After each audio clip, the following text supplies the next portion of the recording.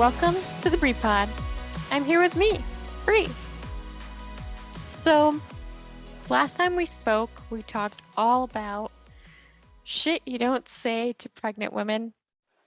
And after that, I received a lot of amazing messages from so many people that told me their very unfortunate stories about what was said to them um, and how they felt. But something that came to light that I thought was beautiful that I had to highlight on um, was one of my friends said that if there was something she could tell other women who are pregnant right now, she would let them know that she didn't hear it often enough. But when you do meet your bundle of joy, it is a beautiful, beautiful gift. And you just are glowing. And it made her relationship stronger. And I'm not saying a baby makes your relationship stronger, it's just how it worked out. Um, for her, she said she looked at her man completely differently. And I mean, not completely differently. She loved him, obviously, but seeing him as a dad, that was like a beautiful role um, that made her love him even more.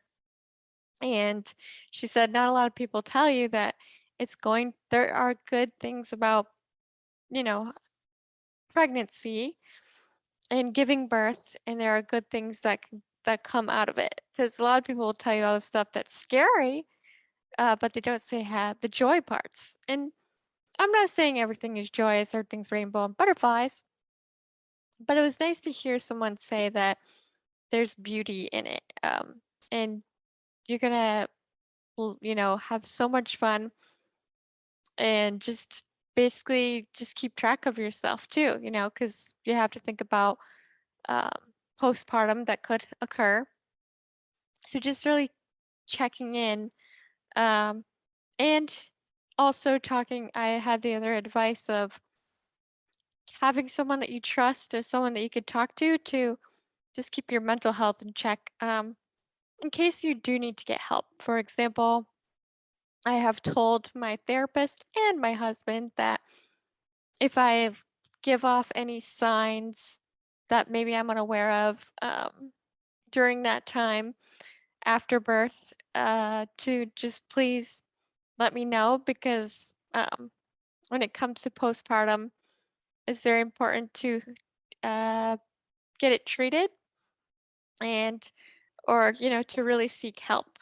Um, so I plan on keeping my therapist in my life. Not that I was going to get rid of her, but one of the biggest things that I've told my husband is out of all the things that I have, I need to keep therapy just because I want her to be able to recognize if I'm acting differently and maybe I don't realize it. And just checking in with my mental health. So I plan on keeping my therapy sessions going the way that they are.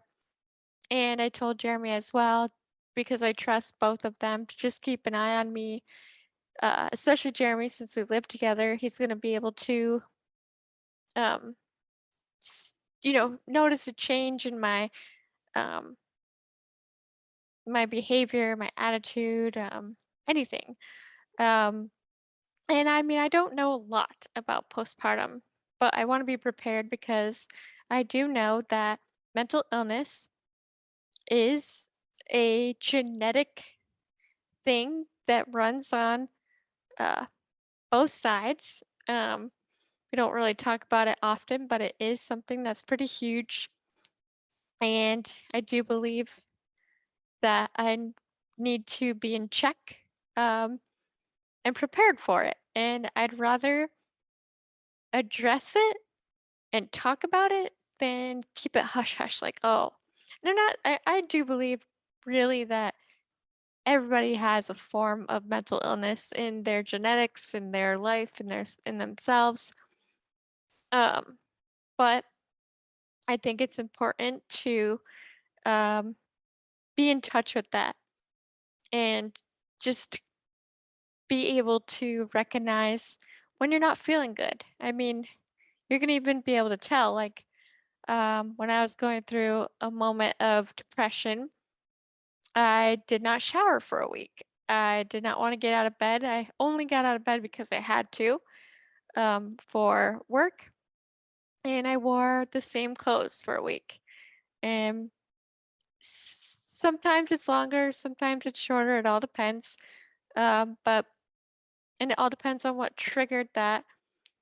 But it's something that I don't want to hide, because one thing that I've learned about secrets or not being in touch with yourself, and what I mean by that is not being honest with yourself and being honest with the fact that you're not feeling good, um, or trying to basically not let people in because you're afraid of being a burden, or, you know, all those different things. I just feel for myself that I've learned that by being open and honest with not only me and the people that I trust, it is better for me and it helps me more so in the long run. So, when it comes to thinking about postpartum, I get a little nervous because I do have a tendency of having, like, I mean, before I was even pregnant, I was talking about how I believe I have PMDD. And this is something that um, we are really watching and addressing in therapy as well, because I noticed that my mood changes, especially when it comes to hormones. And when hormones are fluctuating, I feel like my hormones have always been off in some manner.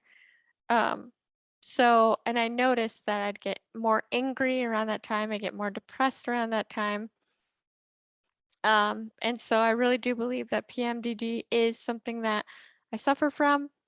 Um, it's different being pregnant because I feel like that's with the whole premenstrual. So right now, I don't know how to explain my emotions or how I feel, because it's been kind of like a roller coaster. Like, the first trimester was not great, as you probably heard in the episode of, I think it was called Mental Illness in the First Trimester.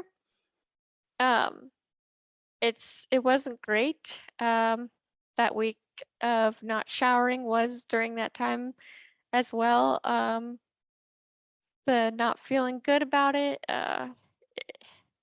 I was trying to find the parts of pregnancy that people were saying was exciting, and in the first trimester, I really wasn't finding any of that at all.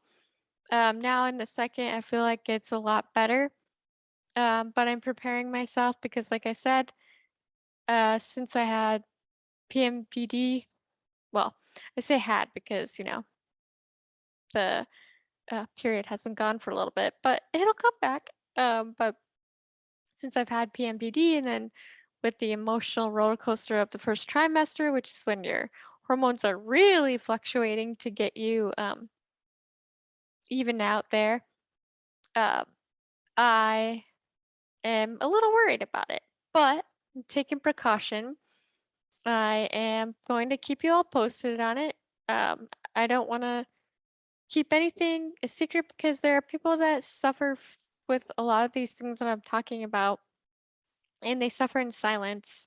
And I've learned that being silent and keeping a secret from yourself or from other people, it just ends up coming up in a different manner.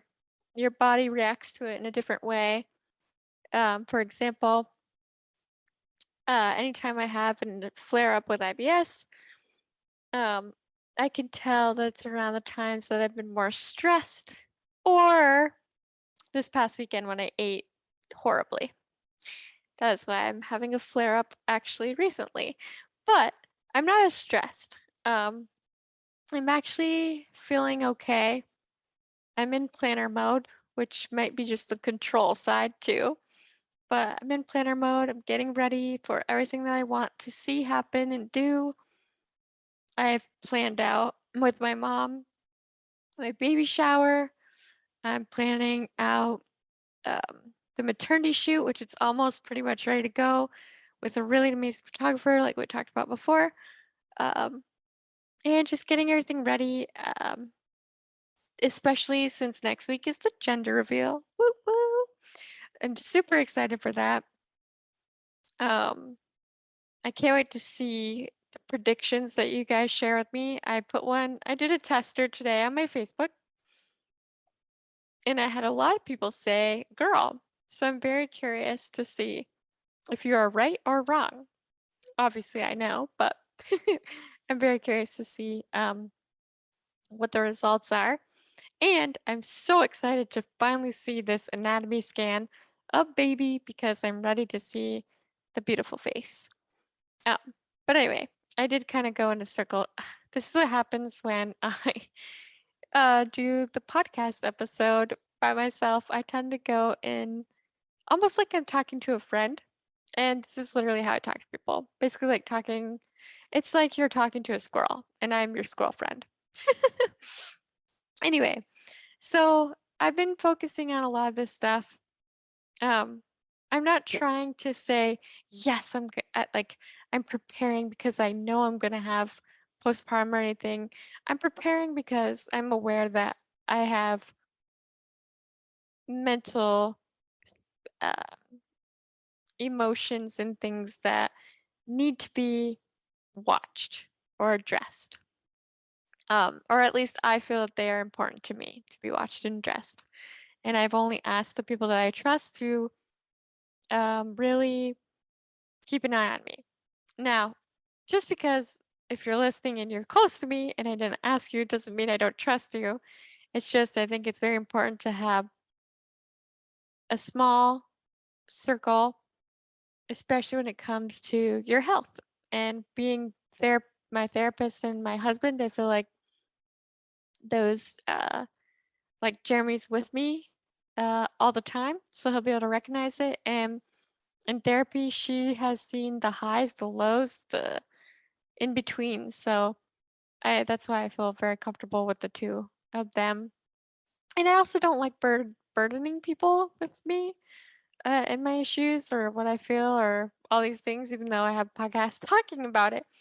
I just don't like I don't know, talking about this stuff, I guess, on a level where someone has to feel responsible or something.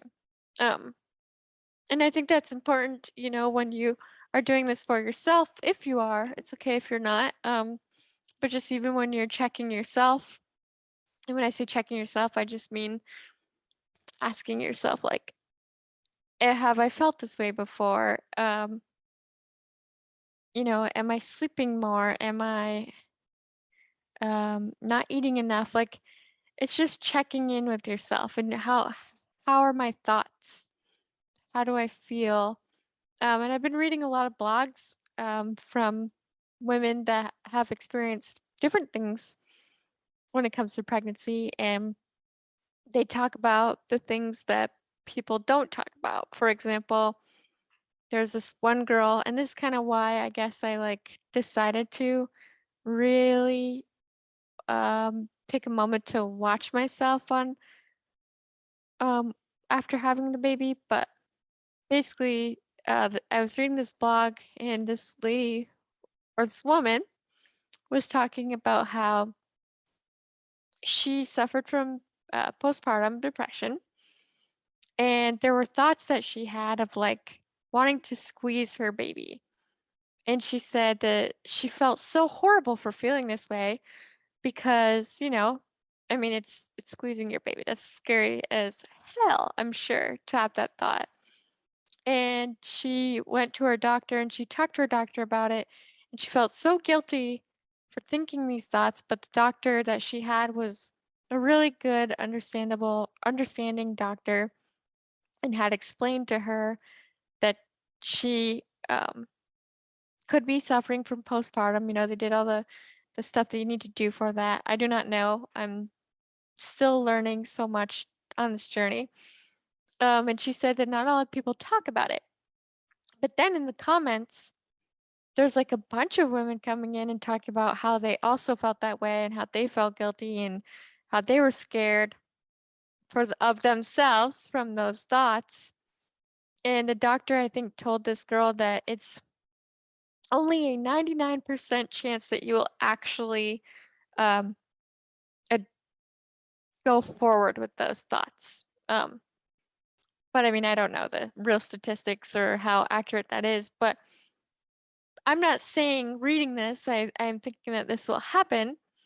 But what I'm saying is that these are the things that are not talked about because it's taboo or it's like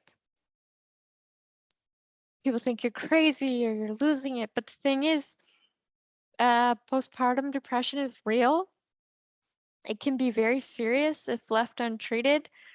Um, and people are afraid to admit what they're thinking or how they're feeling because they're afraid they're going to get sent to, like, you know, a psychiatric hospital.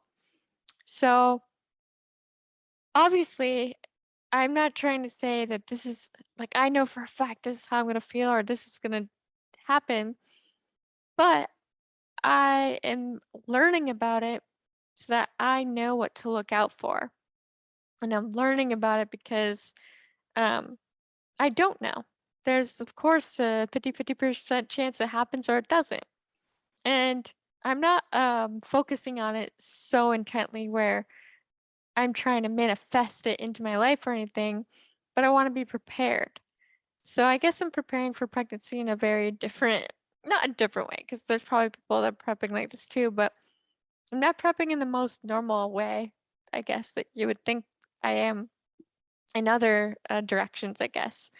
Uh, because I'm not reading any books right now about having a baby. I'm not reading any books about giving birth. I'm not doing anything yet under that stuff. I think right now I decided that I just want to embrace this second trimester while it's lasting because it's been kind of nice.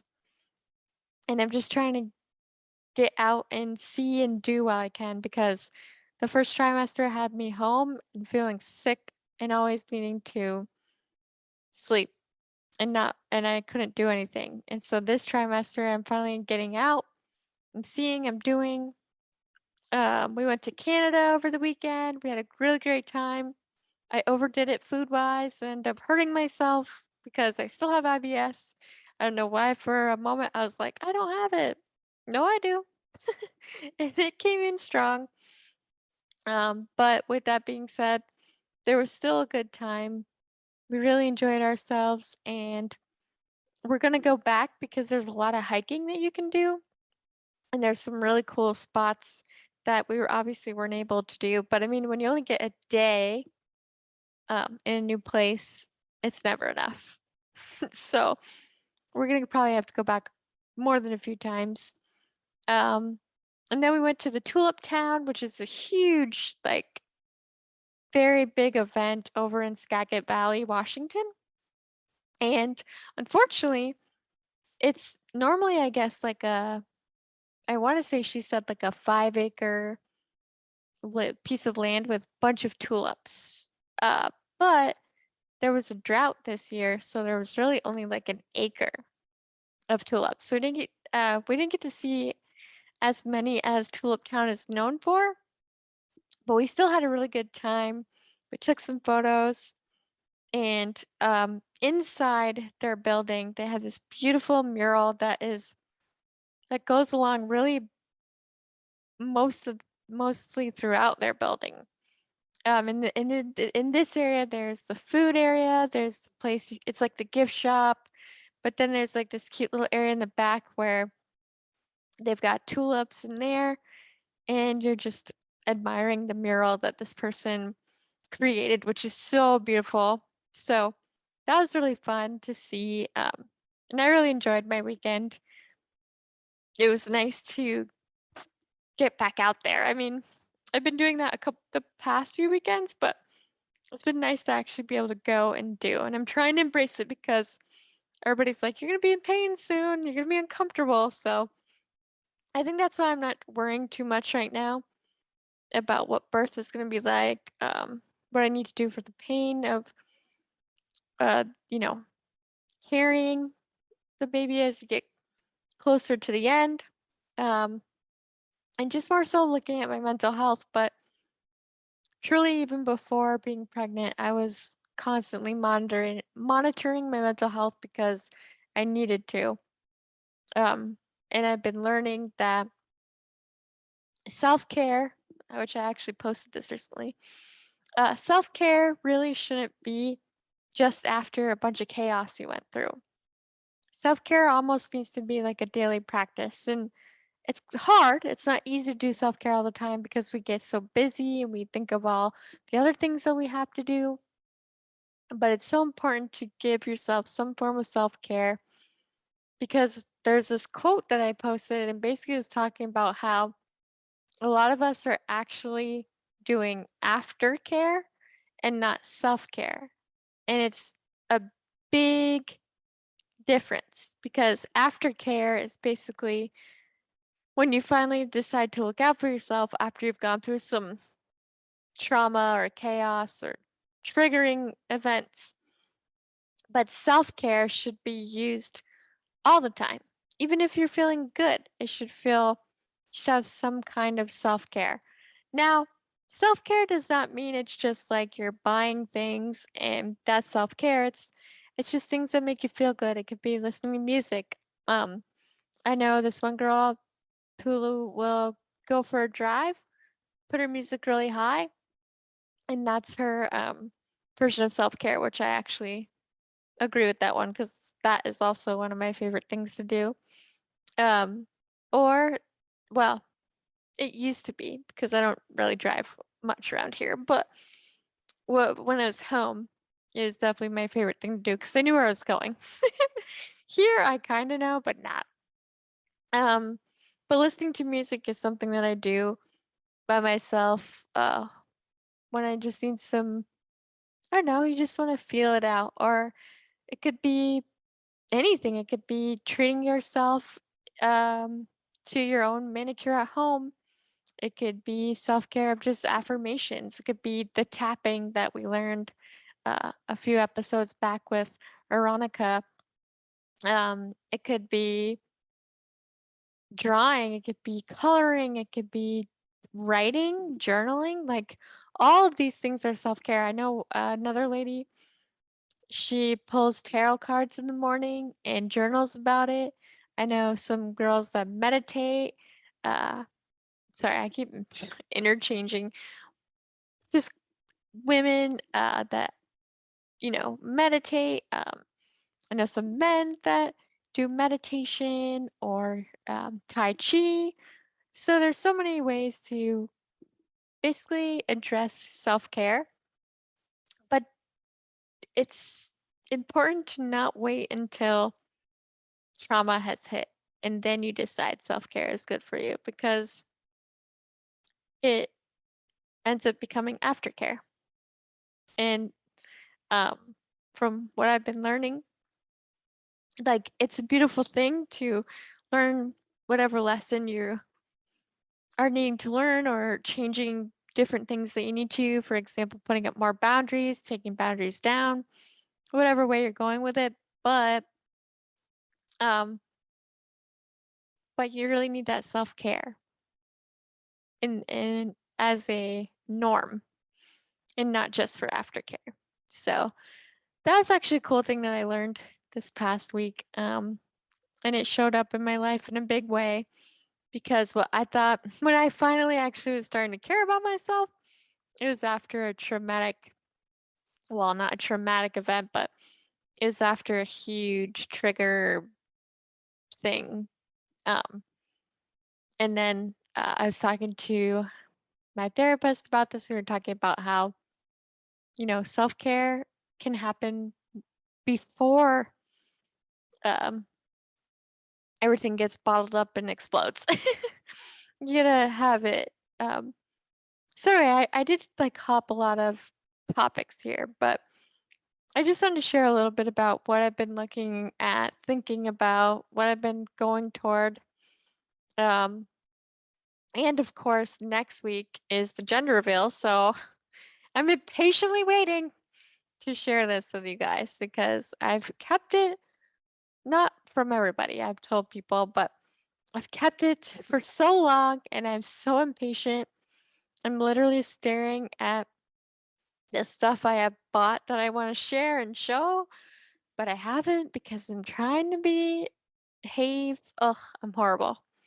I just want to say it right now. But like I said, if I accidentally give it away in these episodes, I'm not going to take it back. I'm not going to edit it out because that's not fair to you. That's on me. So, I hope you guys stay tuned for next week's amazing episode of the gender reveal, and I'm going to be sharing the letter I wrote to my child um, before I even knew I was pregnant, and I'm going to share um, basically my quote unquote premonitions of my child because I've had some the past few years actually. So it's gonna be cool to share all that with you. And of course, this gender no no no the ultrasound from the gender scan. I'm super excited to share that because last time we saw baby Herto, they were just a tiny little peanut. Or they look like a little peanut. And I can't wait to see the face. And I'm very curious of what this child will look like. Like, all these thoughts, you know? So, anyway, sorry for the roundabouts, but at this point, should I say sorry? I feel like you guys are used to me now. But I love you guys, and I look forward to talking to you next week. So, with that, you are loved, you are worthy, you are cherished, and I am proud of you. Until next time on the Pre Pod. Bye.